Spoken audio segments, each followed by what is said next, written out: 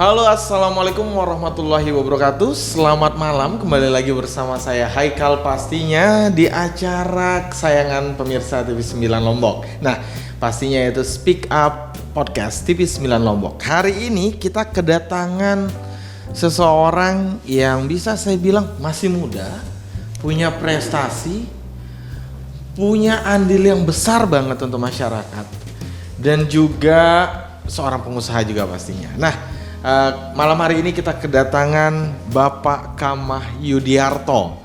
Jauh sekali dari Kabupaten Lombok Utara, tepatnya Desa Bayan. Nah ini beliau ini merupakan pendiri Pondok Pesantren Mambaul Bayan, Kabupaten Lombok Utara, dan juga nih ya sekaligus anggota DPRD Kabupaten Lombok Barat. Luar biasa. Sudah pendiri pesantren, anggota dewan lagi yang pastinya mengurusi masyarakat yang tidak sedikit. Tapi kalau tadi saya ketemu ternyata masih muda teman-teman. Nah ini mungkin bisa menjadi inspirasi bagi pemirsa di rumah, terutama yang masih mikir, waduh bentar lagi ada tahun politik dan segala macam, apa saya udah cukup usia. Sepengetahuan kami tadi waktu interview sedikit, beliau pertama kali menjabat sebagai anggota dewan di usia 27 tahun. Nah langsung aja kita sapa Bapak Kamah Yudiarto. Selamat malam, assalamualaikum warahmatullahi wabarakatuh Pak Kamah. Selamat malam, waalaikumsalam warahmatullahi wabarakatuh. Luar biasa, ini jauh Pak perjalanan? Lumayan, alhamdulillah. Alhamdulillah, 2,5 jam ya kurang lebih ya kalau kurang dari Bayan. 2,5 jam sampai 3 jam. Sampai 3 jam, luar biasa. Apalagi dengan cuaca yang sekarang agak kurang bersahabat ya, kadang hujan besar, angin. Ya semoga kita selalu diberikan keselamatan. Amin. Nah Pak Kamah, tadi seperti prolog saya di depan ini, saya kaget tadi ketemu sama Pak Kamah pertama kali, ternyata masih muda. Masih muda banget. Ini saya agak canggung manggilnya Pak nih, takut bapaknya tersinggung gitu. Tapi lama-lama biasa juga gitu. Nah Pak Kamah, kalau boleh tahu sedikit nih, waktu Bapak sekolah, ini sudah terpikir nggak sih apa yang akan Bapak lakukan di hari ini tuh? Yang bikin pesantren lah, bikin sekolah, bahkan udah bikin SMK, SMP, SMK, bahkan mau bikin universitas bahkan bentar lagi. Betul. Itu sudah sebenarnya waktu Bapak kuliah itu Bapak kesambet apa gitu? Atau emang punya cita-cita seperti itu? Waktu sekolah dulu, waktu pesantren kan, kita anak pesantren ini. Jadi mindsetnya kita ditanamkan sama guru-guru kita itu gantunglah cita-cita setinggi langit. Kalau jatuh, ya jatuh di antara awan-awan begitu. Oke. Begitu. Jadi tetap dulu waktu sekolah dari mondok memang kita memikirkan begitu. Ada 100 impian yang kita tulis. 100 impian. Betul. Itu memang disuruh sama guru-guru yang di pondok gitu. Iya, biasanya guru-guru kita menyuruhnya begitu. Termasuk saya salah satu orang yang mencatat 100 impian kita ke depan.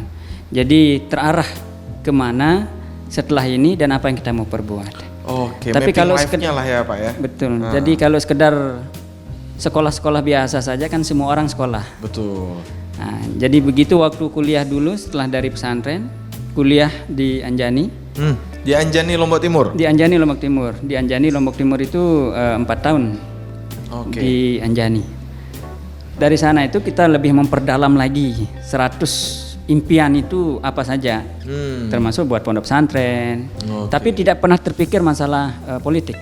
Tidak pernah terpikir masalah politik. Ya lebih ke akademik lah. Itu catatannya tadi. Lebih ke kegiatan-kegiatan yang bersifatnya ke masyarakat, terus ke dunia pendidikan, keagamaan begitu. Karena mindset kita kan pesantren begitu. Terus setelah lulus kuliah itu pulang ke rumah bingung, ini sarjana muda mau ngelakuin apa, mau ngapain. Tapi di tengah kebingungan itu ada satu sekolah, satu madrasah, kita mengabdikan diri di sana. Ingat dulu itu hanya kita dipanggil guru saja, itu udah kita merasa bahwa kita punya kerjaan, ndak nganggur. Padahal kalau honornya ndak seberapa, biasalah madrasah kan begitu. Oh berarti sempat jadi guru dulu ya Pak Kamah ya? Betul, sempat jadi guru madrasah dulu. Tapi saking banyak teman saya yang tidak bisa ngajar, kepikiran begitu, kepikiran. Kok ini banyak sarjana, ini apa, ini kan yang namanya sarjana nganggur itu nggak enak. Beban Pak. Iya, udah sarjana enak. Malah nganggur gitu.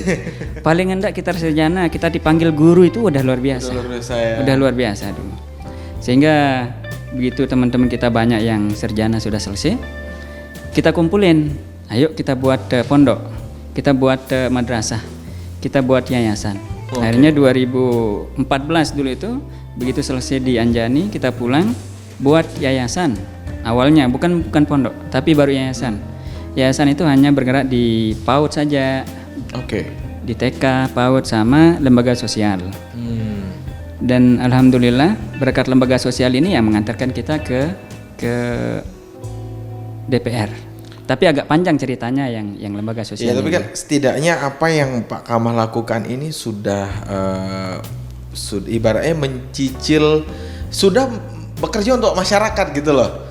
Ya jadi pengajar, terus juga bekerja untuk sosial, itu kan sudah ya. Sekarang di DPR lebih perdalam lagi gitu kan, maksudnya lebih ya jaringannya atau jalurnya koordinasi lebih enak sekarang. Kalau dulu mungkin masih susah ya gitu. Betul. Nah, ini tapi kalau saya mikir Pak,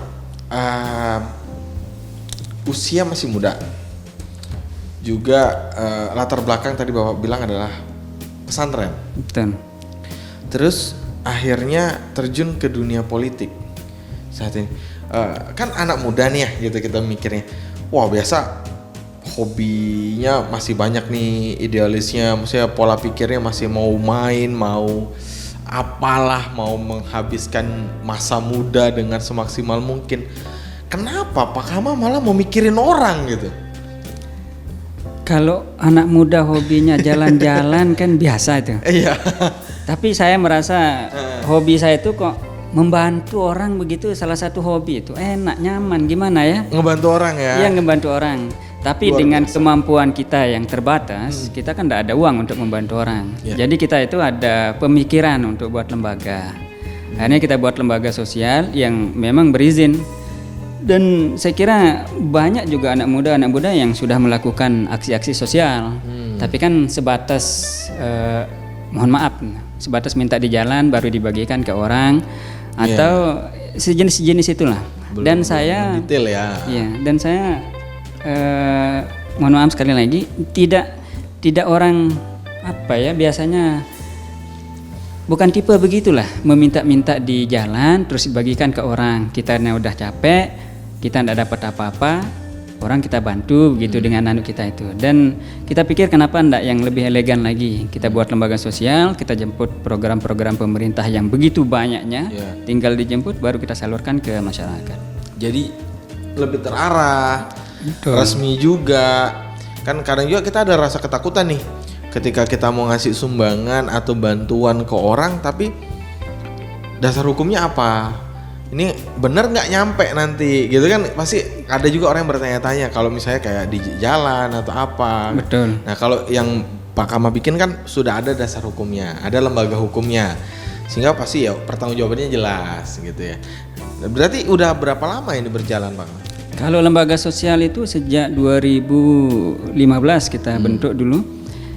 Makanya kita setiap ada mahasiswa atau yang datang ke kita, kalau yang genem di bidang sosial, kita bilang coba cari di desanya itu ada enggak lembaga. Kalau belum ada itu kesempatan. Kesempatan buat lembaga sosial. Sebenarnya enggak ribet sebenarnya. Kalau akte notaris kan hanya 700 sampai 800 juta tergantung lokasi. Kalau di tempat saya adalah sekitar 800.000 bukan juta, mohon maaf.